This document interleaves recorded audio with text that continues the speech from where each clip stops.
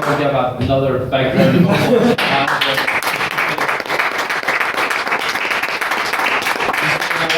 He's came a long distance just to talk to us here, and we're very appreciative of him dedicating his time to spreading the word of liberty throughout not only just the UK but Scotland too. So everyone, thank Andrew for coming up. Thank you. Right, I'm actually going to disagree with you, Graham, actually, because I think not only are we actually sliding down the slope to a police state, we're well on the way to it. I'm going to explain why. Excuse me, a bit of a frog in the throat. Thank you for the invitation today. I'm bitterly disappointed, to be brutally honest. I was promised by Godfrey Bloom I would be no platform decision. Godfrey was one of our speakers at the conference, which Stephen and Steph were at. Oh, that was a close one. 2 weeks ago, and very enjoyable it was as well.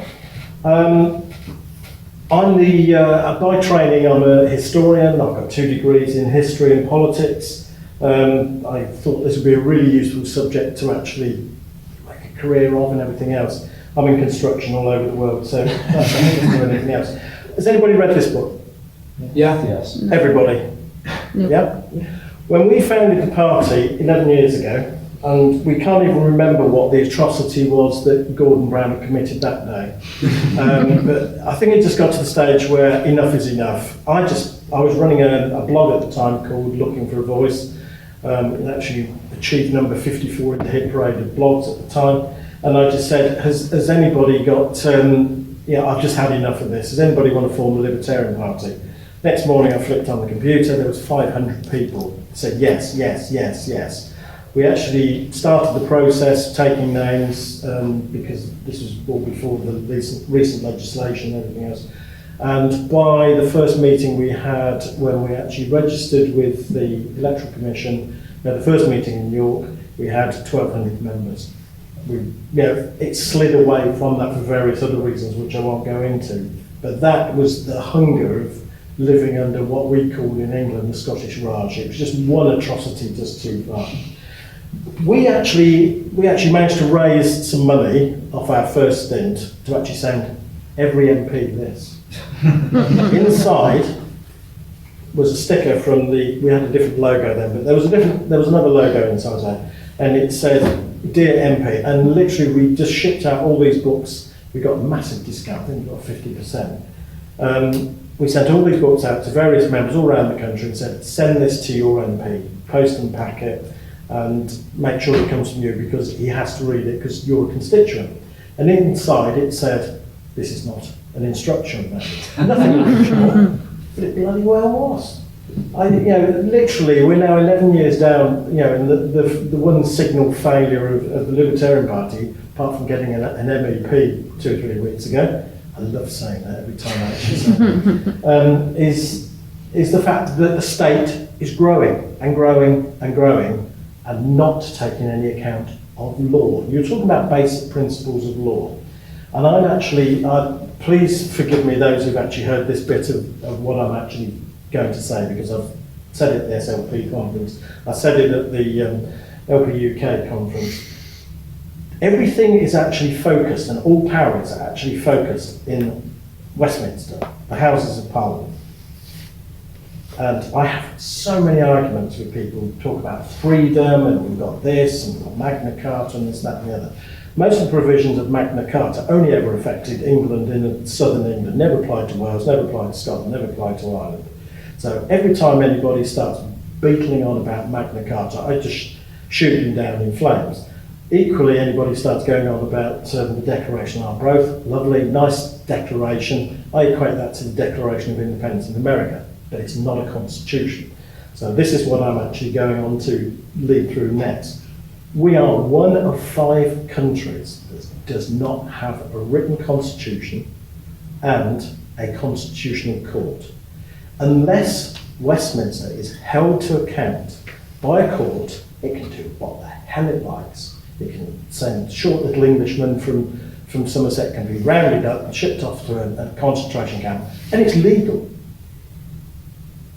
So, there is no provision where somebody like me is saying, hang on a minute, short people from Somerset should not be actually shipped off in a cattle truck to a re-education camp, because there is no court the Constitution. We can't rule that anything these idiots pass in the Houses of Parliament is unconstitutional. You can't go like they do in America and say, hang on a minute, you can't do this is unconstitutional. So as I say at every speech, and I've done it in the SLP conference, and I've done it at that conference, I always address everybody as serfs, because that is what you are. You have no legal defence. If the House of Commons decides to do something, it'll do it.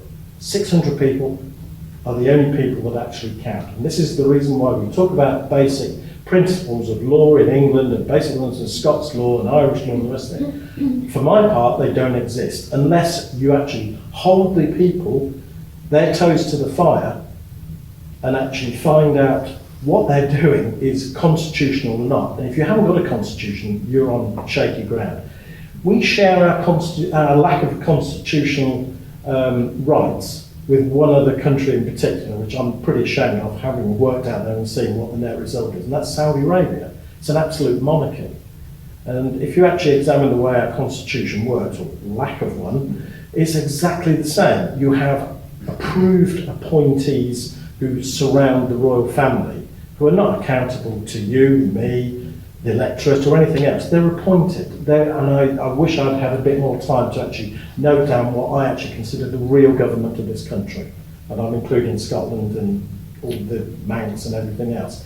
It is a committee of 12 very senior civil servants who are appointed amongst themselves. Most of them all went to the same school.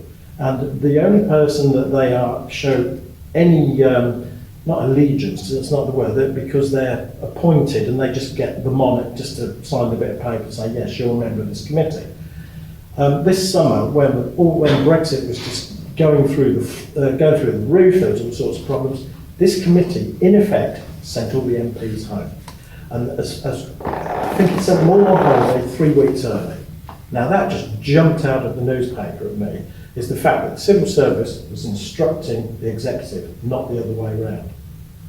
So, Saudi Arabia is one of the countries, Canada, New Zealand and Israel and ourselves. 5 countries out of the whole world have not got a constitution. We've got nobody to go to. We've got no protection whatsoever. And I think sharing a political status of Saudi Arabia is not something to actually write home about. So, going back to your point earlier on, and I'm not actually looking to get into a debate on this, I'm just actually expressing a historical view. Parliament is sovereign is our constitution. 3 words, that's it. And everybody then starts going, when I just say that, that's it. You know, they can do what they want. And they can pass any law they want. You know, we've taken this example of Scott's First Minister saying, no, we're going to put this bloke in jail, we don't care. So Parliament is sovereign has actually stood since the 14th of June 1645. Does that date ring any bells? Probably not in Scotland. Yeah, it was Yeah, it's the Battle of Naseby, which I'm proud to say my ancestor George Withers was on the winning side in that one, and actually raised the troop cavalry. We've always been a bit of a problem to the monarchy all the way through. When people don't believe me on this, I actually turn around and say this was confirmed as recently as January the 23rd, 2017. Anybody got any idea which case that was? And you should know this one. Gina Miller. Gina Miller. That is the reason why Parliament is going to have the final say on Brexit. It doesn't matter about the 17.4 million who voted for it. Lord Lawson's already warned that if Parliament and the House of Lords and all these people that are churning and burning and everything else, all the media are actually, the BBC has been paid £29 million to actually push the anti-Brexit thing. So if you wonder why they're a little bit anti-Brexit, it's money, and not, well, it is money at the table, because effectively they shouldn't be doing it and influencing a plebiscite in this country, but they did. So the Gina Miller case actually confirmed, and literally the Supreme Court is the best and nearest thing that we've actually got to a constitutional court, but it has no powers other than to say, well, yeah, how does this all work inside of the Constitution? Well, if we haven't got a Constitution, they can't say, well, verse 3, chapter 4, you know, this is where we're saying it's all written down there, you can't do this, this, that and the other. The only thing they had to actually fall back on was Parliament is sovereign. That is the underlying principle. So 600 people have got a meaningful vote in this country, nobody else. So this then leads on then to what I actually call the poor quality of MPs.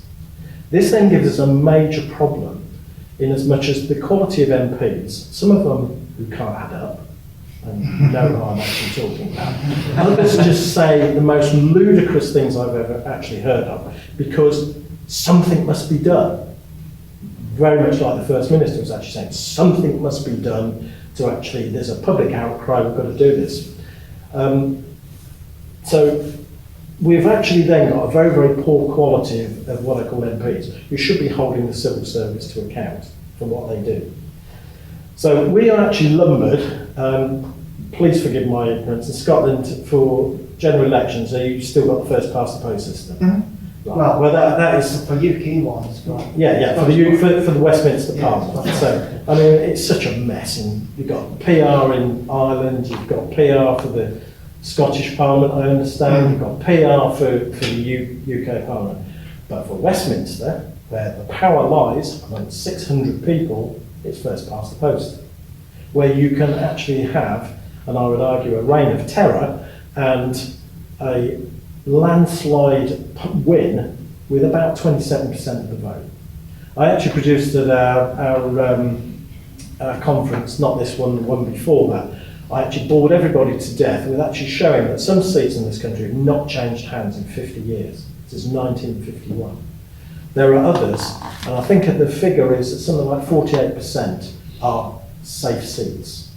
And the whole thing worked okay up until probably about 1960s, when we just had Tory or Labour. That was the choice, and it was always a seesaw who was going to get in, and we had the swingometer that actually worked. We've now got a multi-party state. Yeah, the SNP, God bless their little cotton socks, the DUP are running the country at the moment. You've got the Conservatives who are just whittled down to nothing, and Jeremy Corbyn, who won the last election, but didn't have enough votes and seats to actually carry that through. There are fundamentals, and I'll take the point that you're actually saying on there about law. Policing in this country, in the UK, Scotland, and everywhere else, is predicated on PDMP police principles, which are the police of the people of the police. Now, invariably what happens, if you try and defend yourself against an assailant, you are more likely to be arrested by the police than anything else. And I quoted something online not so long ago. There was an incident 2 villages away from me where some guy in and of course it would be a BMW, actually cut somebody up really badly, nearly caused a major accident, hit 2 lorries, this, that and the other. He then drove off, but got to traffic lights. It's always the way. I don't know about when I've committed a traffic atrocity, you always get hauled up at the traffic lights. She got out to remonstrate with him and went round to the front of the car, and he tried to drive off at high speed and knocked her over. Now, unfortunately for him, 3 or 4 other people that I actually know, good upright citizens and the rest of it, surrounded the car. He locked all the doors, he didn't want them. 3 stood in front of it. She was lucky that a paramedic was actually 2 cars behind, came out to treat him, a GP came round, and the police turned up after 55 minutes, after a 999 call. Guess what happened? The people who stood in front of the car got arrested. Coming out of traffic offences, anything else. They don't like the competition. They turn up late, 55 minutes late, but they don't like the competition. And the sheer idea of the fact that PDM principles of policing, which were set down, and it was a hell of a job to get policing through Parliament back in the 1840s, 50s, hell of a job. Because then small state Tories did not want it at all, because they just thought it was going to be replicating the French gendarmerie. So the principle has always been in policing in this country, and I'm sorry I'm using the collective term here, I know some Scottish people are very upset about this, is that literally you have local police forces that are accountable to local people. What have we got in Scotland now? Federalised police. No, what have we got now in Scotland? One single police force. Police Scotland. It's a national gendarmerie, which is what the small state Liberals fought against in the 1850s and predicted 120 odd years ago this was happening. So Police Scotland now is not answerable to the people, it's not answerable to their local community or to their local council, it's answerable to the Scottish Government. And as the Meehan case, have I pronounced that right? Count Dankula. So basically, they were going to throw the book at him because literally that was the policy of the government. Now, if that is not a police state, I don't know what is. Because when you actually have then gone from having an Act of Parliament, which actually passed peacing in this country, and then you have all of these Highlands and there was Strathclyde Police, I seem to remember this when I was living in Glasgow. You had all sorts of people who dragged you into the next street because they couldn't spell Sucky Hall on the thing. So that's an old Billy Connolly joke. And literally to have a national police force which is politically directed, this is where you and I actually, we have already gone down the road to police state, when you've actually got a police force that is actually acting under police direction. And I just love it, the fact that they can actually sit there on their computer, checking on who's actually doing any offensive Twitters and all this, that and the other, but can't actually deal with any sort of significant crime because effectively they've given up. It's better to terrorise the law-abiding than the criminal. Leading on from that bit, and I'm actually going to deviate from the notes because I actually received, I thought it was a really good speech. I actually got an email through this morning, and it's going to be really difficult for me to get this across to you, but I think it's very, very important to actually have. One of the four pillars of the state is actually having a free press. Now, I got this email which I've literally looked at this morning, and it was a tip-off. Basically, all of the, and I've got to be really careful because it will identify, this actually gets too far, it will identify the person who was actually informed on what's actually happening.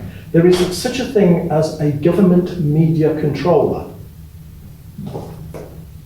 and has called in all of the 5 terrestrial broadcasters and told them they've all got to come in on a course.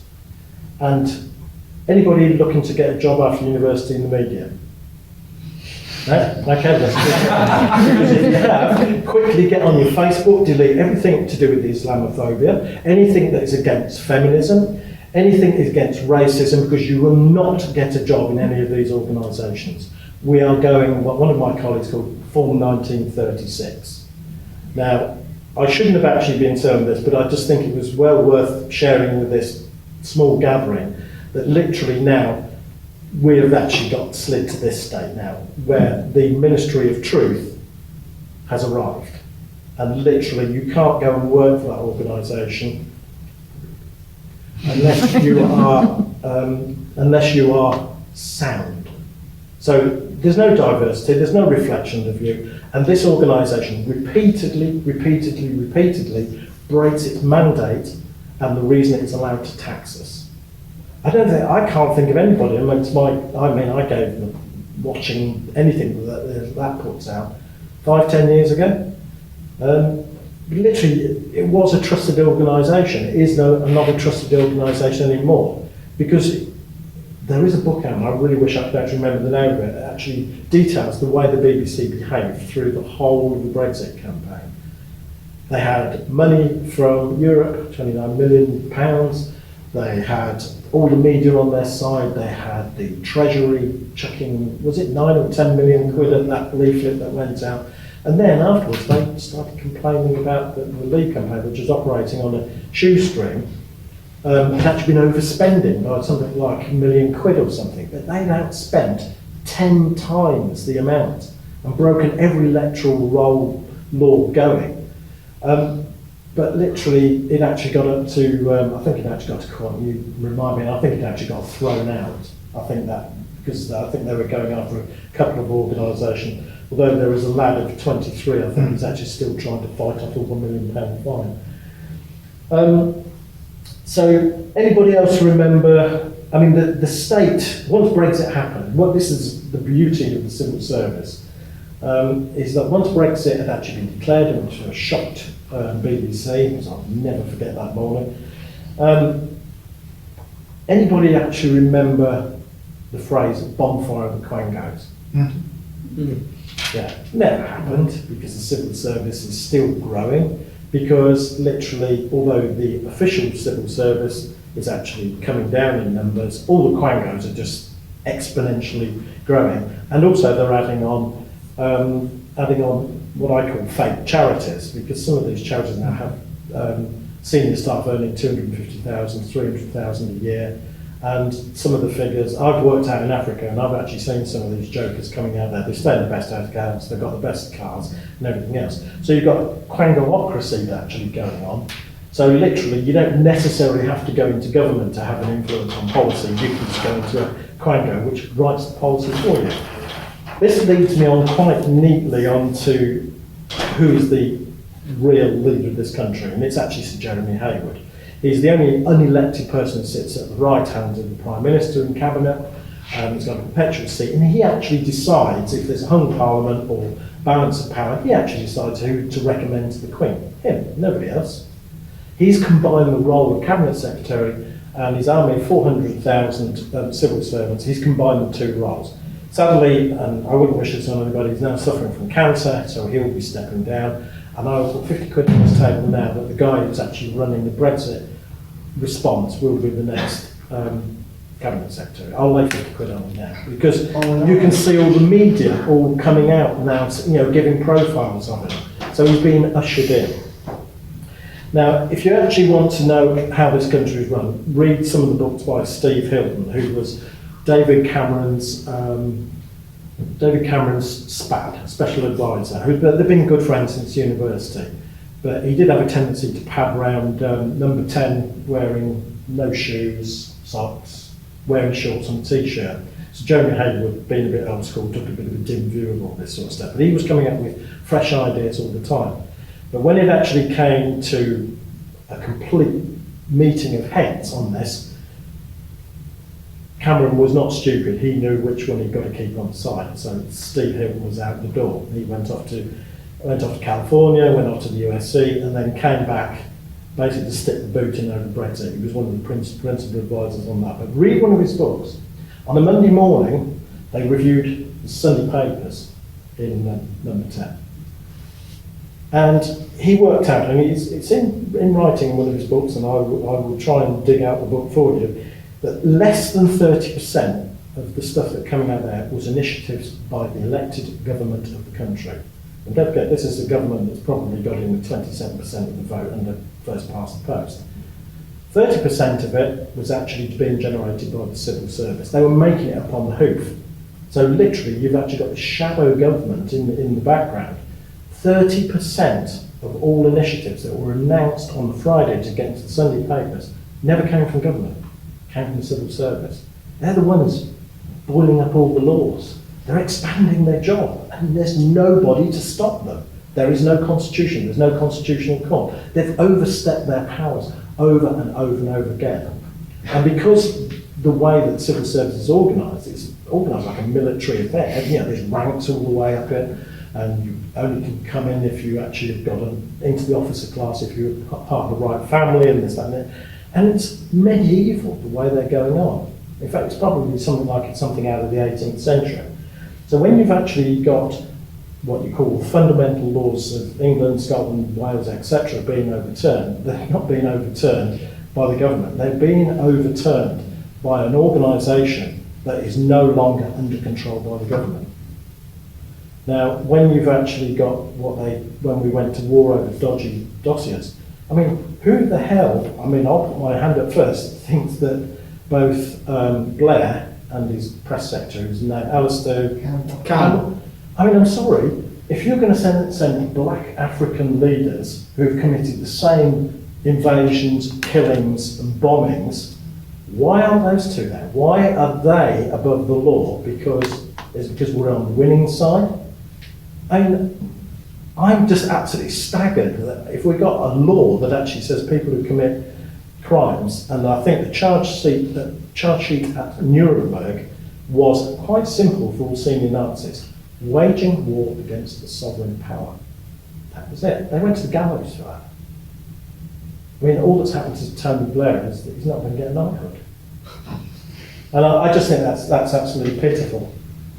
So we need a free press. We've now seen what we've actually got in terms of big corporate power like Facebook and the rest of it. And here stands before you somebody who's actually been barred twice for what was called Nipplegate. But in the latter case, my first case was actually daring to actually put on a 17th century piece of art which somebody in California decided was offensive and against womanhood and everything else. So I served a 3-day for that. And then after that, Burt Reynolds' nipples floated across my screen, and I thought, oh, Facebook are making an apology, because all of his fans were saying, oh, it's sad he's died, and he did his nude centrepiece. And so I thought, no, don't get caught in this one. So I waited till their apology came out from their spokesman, and it said, we really apologise, we're going to put all these photographs back, and we really honour his memory and all his friends. So I put the print up of the apology, plus the photograph. I went down in 20 minutes for a week. So I don't know whether I was offending the fact that I'd actually printed Facebook's apology, whether that was the crime or whether Bert's nipples were a problem. So I will never know. So I don't do anybody's nipples, male or female. So we're in a bit of a mess, really, in terms of our law and whether we're actually sliding into a police state. I would actually argue in Scotland you're sliding into it a lot faster than we are. I'm just trying to think of any circumstances where people will be dishing out free tampons and getting it through Parliament. I just can't see it. And then also this thing about baby boxes. Your taxes in Scotland are just going up and up and up. And I think somebody, I'm not an economist, but somebody actually said that the situation in Scotland, if it was a standalone country, would be worse than Greece. Now that's a big worry. Now these people who are sitting up in Edinburgh are just not accountable to anybody. And basically they do like waving 2 fingers at Whitehall, which I don't blame them. But at the end of the day, they are also out of control. And the only way you're going to get them out is at another election. So I would actually say when our liberties are under threat, and I'm winding up here now, is A, have we got any liberties? Because I would argue we haven't. Because the last time that we actually took to the field with swords, muskets and pikes was in 1645 through to 1688. And literally the ruling classes were terrified of us. Literally, I think the monarchy then was booted out, 1688, James II, and they invited in William III and his wife, who was James II's daughter, and basically there was an agreement between Parliament, who represented the people, and the monarchy. And you only have to have a look at the Act of Settlement and see how much of that has been chopped away year after year after year, until even now I'm not allowed to actually have a firearm to actually go and kill Catholics. It's all in state of affairs. But it was in the Act of Settlement, it was a law passed at the time, but it's all been eroded all the way. And I'm going to finish on the point where I've been a shotgun certificate holder for most of my life, since I was 17. When I first got it, it was a piece of tissue paper about so big with a Northamptonshire Constabulary stamp on it, and it was signed by some clerk, like that. Now the whole procedure takes 2.5 months, and literally I have to have photographs, the document that I have like that, and literally I have to have inspections, this, that and the other. And I was actually talking to the firearms officer in Oldham in Somerset, where I am now, and I said, this is just getting ridiculous. And he said, yeah, but the thing is, they're passing all these people, they're passing all these laws, but they're also cutting our budgets that we can't do anything. So they now want to have air rifles listed under firearms legislation. And he says, we can't do it. I said, well, when do you want to come round and look at my gun cabinet? He said, oh, you've had one for 40 years, we're not bothered, we can trust you. There's no record that you've actually shot and killed anybody. So we're going to let that one pass, you don't need an inspection. So I'm going to wind up on that bit. So going back to your point, Liam, is I think we can have fundamental principles of law. And I'm sorry that you've wasted quite a bit of time at university studying all this stuff, but at the end of the day, until we actually hold Parliament to account, and the Libertarian Party has got a thing about actually breaking the power of Westminster and devolving all power out to the regions. I've got a farm in France, and one of the things up there is all power really actually comes down to the local mayor. He says what, and let's go. It's very difficult to when you're standing next to him, for him, when you're standing next to him in the supermarket queue, and you say, hang on a minute, what about this? It's not like, you've got some civil servant squirreled away in Whitehall that you can't get to and go and see and zooms past in his bulletproof car. So I'm going to wind up on that point and believe that if we have got any liberties, they are seriously under threat. I used Police Scotland example as fundamental undermining of the law, the class of policing to start with, where we've now established a heavily armed paramilitary gendarmerie. I've actually seen some of these scary blokes at Edinburgh University. They've got big guns. And when they confiscated my 75 millilitres of deodorant, I let them have it. Thank you very much. Thank you.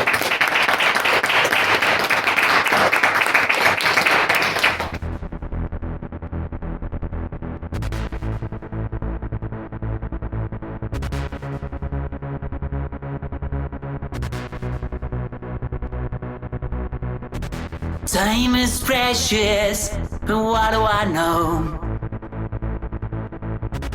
Been to places you